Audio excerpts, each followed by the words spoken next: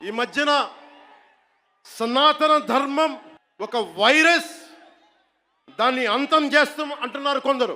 గతంలో శ్రీరామచంద్రుణ్ణి మనందరం కొలిచే శ్రీరామచంద్రుణ్ణి కొన్ని దశాబ్దాల క్రితం పాదరక్షలతో కొడుతూ, చెప్పులతో కొడుతూ, ఊరేగింపుతో తీసుకెళ్లారు.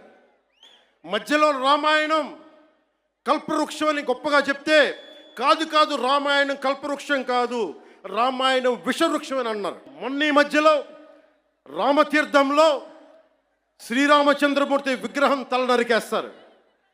గత కొంతకాలంగా కల్తీ నెయ్యితోటి, జంతువు కొవ్వుతోటి కలిపిన ప్రసాదాలు ఏడుకొండల వాడికి నైవేద్యంగా పెడతారు.